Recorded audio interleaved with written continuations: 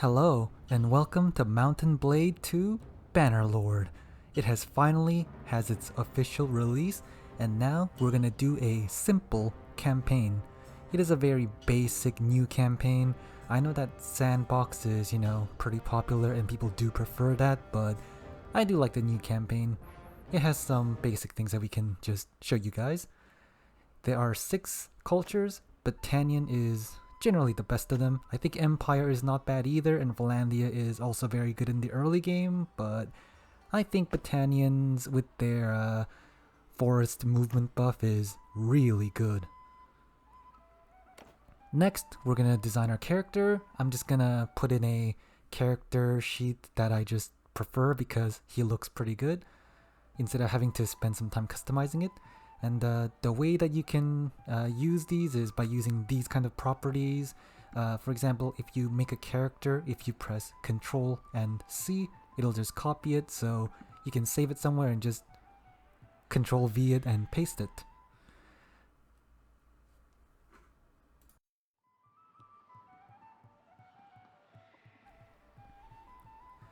For our talents, we are probably going to go for a smith, even though I'm not going to show you too much of the smithing. Having some of the smithing skills do allow you to get the first perk quickly, which is efficient charcoal maker. So we're just going to go for mostly endurance and then some social and intelligence for the late game. Even though it might be tempting to put points in vigor and control for combat buffs, it isn't really necessary. You don't need it to be very high to kill the AI in this game. They're pretty easy to beat because they have very simple and dumb AI, honestly.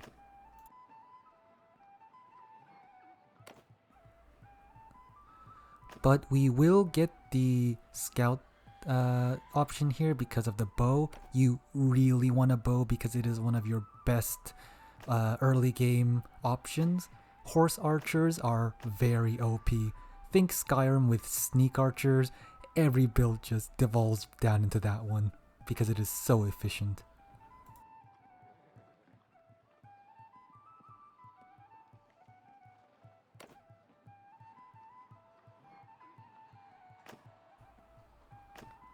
Otherwise, we put pretty much skills in anything other than cunning. Cunning is not exactly a very strong skill. Scouting does have some pretty good perks, but you can just make your companions do it, so it's not a problem. We will also put the difficulty onto Bannerlord, but we will turn off the hero death in combat because you don't want your heroes who literally have a lot of good skills to just die and have to start a new one because training them takes hours, honestly, and that's pretty bad for you to restart that with.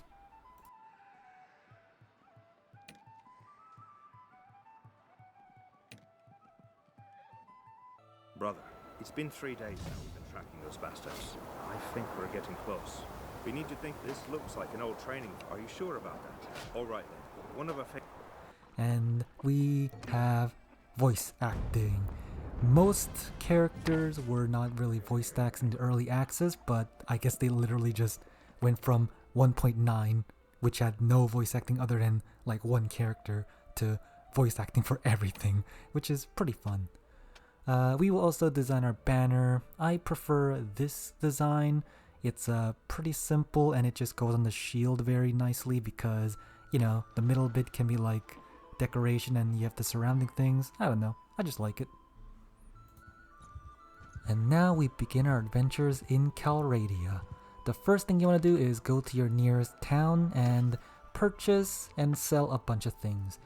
The first thing you want to do is sell your clothes and get some hardwood and get a short bow whenever possible.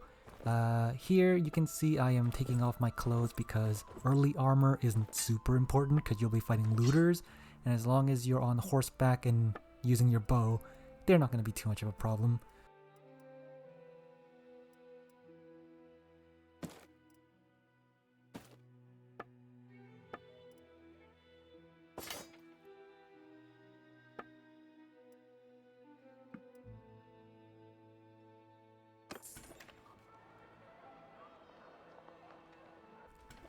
And as you can see, because we started our character with 3 points in smithing, we can get the efficient charcoal right away. And we'll also level up bow, so we'll just put a point there. Another thing to take note in towns is gangs. Gang leaders are usually the last 2 or 3 characters in the top right here, and you'll see it says gang leader and powerful. They also will show the gang area. You can see here the 3 areas with a bunch of numbers, which means that's how many henchmen they have. One of the easiest early game ways to make money is to bet on the little tabletop game there. The Empire game is the easiest because if you pick Defender, it is really just easy to win. The AI can't really deal with your very fortified position, so we're going to be playing as Defender and we're going to get free 500 bucks. And as you can see here, we have less units, but all we really need to do is put our king at the edge of the table, so it's not really that hard to do.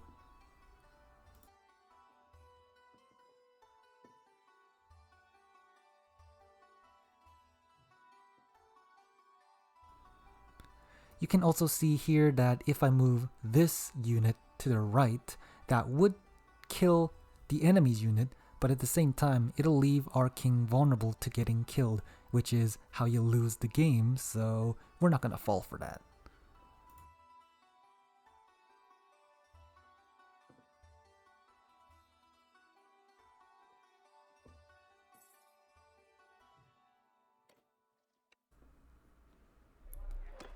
Another easy way to make money in the early game is to be participating in practice fights.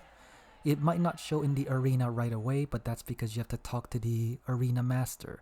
So you can see here, the tournament master. If you ask him about the practice fights, he'll tell you about it, and when you say, "Can I participate in it?" you are dropped into the arena.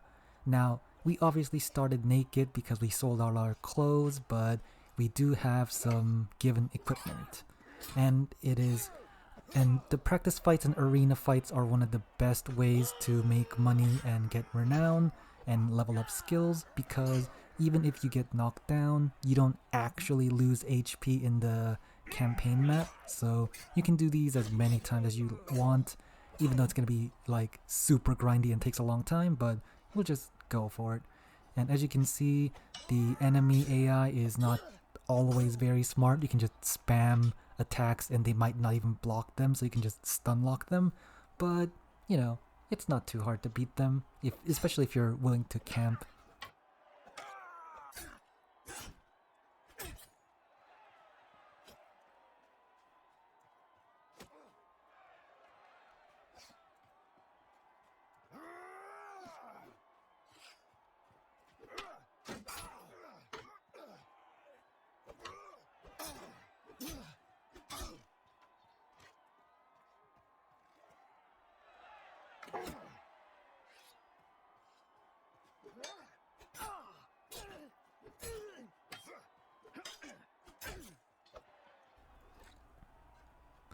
Unfortunately for us, we do take a few cheap shots early on, and in the end, we get a sword stabbed in our face. So we lose that. But it is not too hard to win, especially if you're willing to get into one of the entrance crevices and just wait it out. But just because we're not really trying to min-max, I'm just gonna move on. As you can see, we did get a few one-handed experience, but from what I know, the arena fights give you less XP than actual, like, campaign fights. So even though you can grind it here and get like 250 gold if you win, it's not the most useful for your time. It doesn't advance the campaign game time, but it will take some of your time. So you decide if you want to do that. Our goal is to level up the horse archery skills and then go all the way down to the Aserai lands, because they have some of the easiest enemies that give you pretty good loot and experience and renown, which are the desert bandits. They are really weak except for their level 3 cavalry, but it should be fine. We can even group up a lot of them and get a lot of renown that way, but the first thing we need to do is get down there. With each new town you go to, you can do the betting game again, but we're gonna just skip that because I don't want to take too much time. And we looked for a short bow, but they still didn't have it.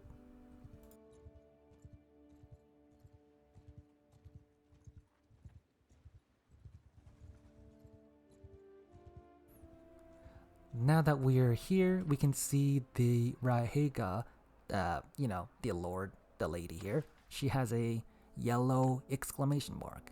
That indicates that it is a part of our main story quest line.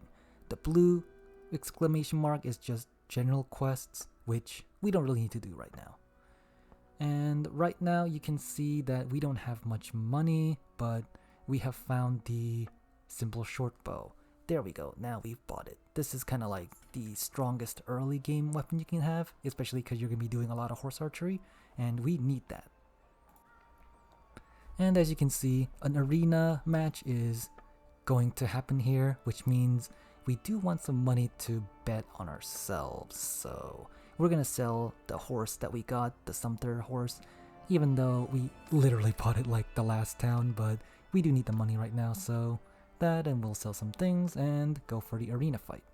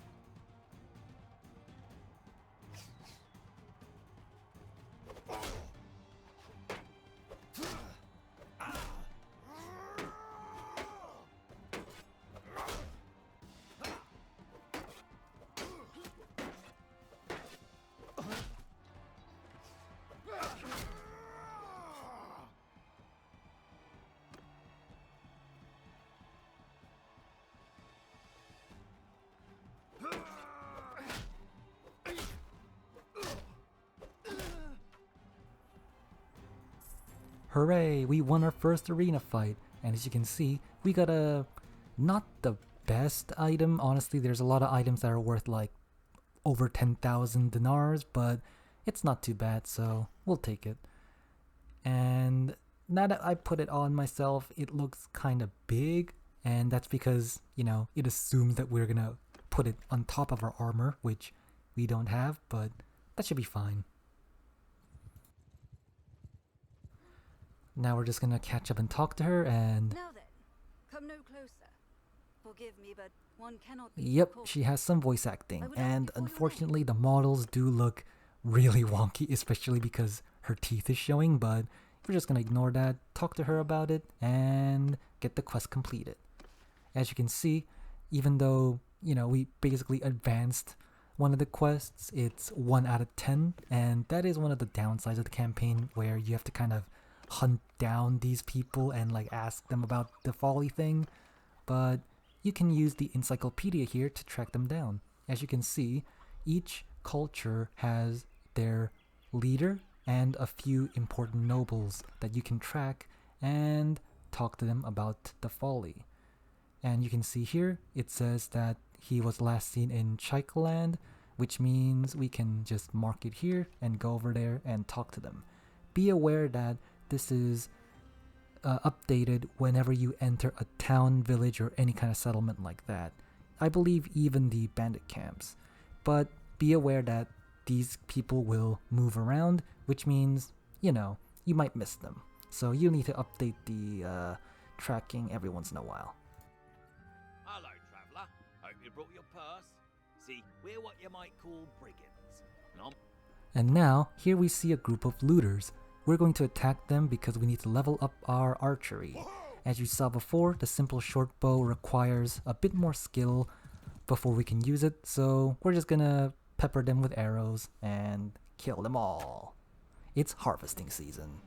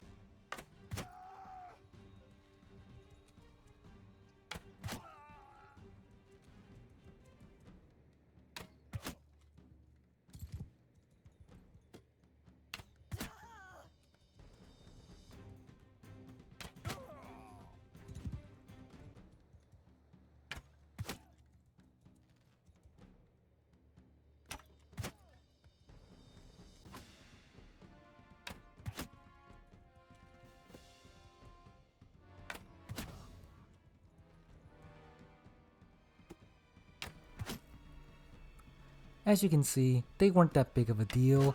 We pretty much dealt with them easily enough. And they have given us some experience for our bow, but we're going to need a bit more, so we need to find another group of looters. They also dropped some loot, but nothing major. And as you can see, it does say that we're over encumbered a little bit, but just because it's only by a little bit, we don't get that big of a speed debuff. We are going to put another focus point into archery, as in bow, because that's the main weapon we're going to use for the early game, and also when we're using it to hunt down desert bandits. And as you can see, we also got a level on riding and get to choose a perk. The first one gives you charge bonus damage, and the second one gives you maneuverability. Right now, charge bonus isn't going to do anything, so we're just going to go for maneuverability.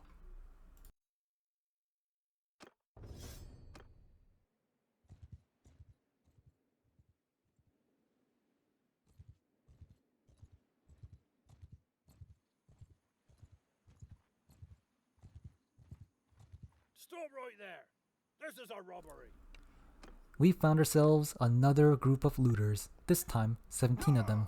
Even though there's a lot more than before, it's pretty much the same deal. You just shoot them from a distance and just run away and keep shooting them, and sooner or later you're gonna win.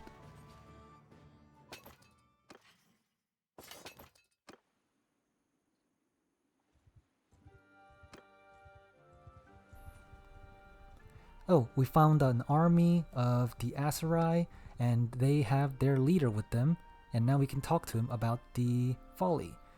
Now, again, you can see that there's a blue exclamation mark. That is a different quest that you could try to get, but we don't want to do that right now. We're just going to talk to him about the folly, and then get on our way.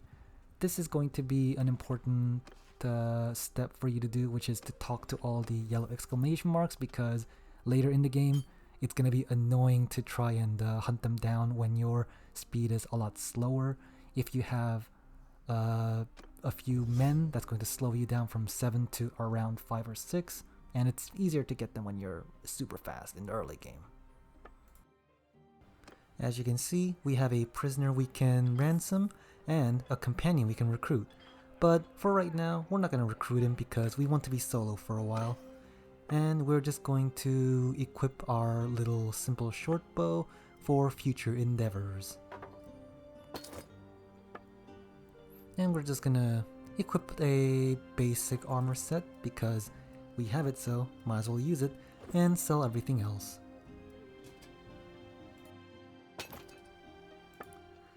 We also do want to get a actual riding horse because the sumpter horse we have now is a pack animal. We want an actual horse. You can see that from these icons. And we are going to, let's see. You can see the speed. Speed is the most important thing. You want to get a fast horse because if you can evade your enemies, then you won't get hit. I guess this horse is the best right now, so we're just gonna buy it and equip it. And that should be it for now. That'll be it for today, but we have already accomplished a few of our goals. For example, we have leveled up bow to the point that we can use the simple short bow. That will come handy in the future when we're dealing with desert bandits. And we have also met a few people for the Nezarun's Folly quest, which we will need to complete later on. And we also want to get more renown to be able to become a clan tier 1. At that point, we can become a mercenary and get the money flowing. Specifically, we want to be mercenaries for the Aserai because we will be hunting desert bandits and we want to use their towns to sell our items and ransom prisoners. As you can see in the Kingdoms tab, the Aserai are right now at war with the Southern Empire, and we want that to keep going because if they aren't at war, we can't become a mercenary. And we can see here that the Aserai are at war with minor factions, but that is irrelevant right now. That should be it for today. Goodbye.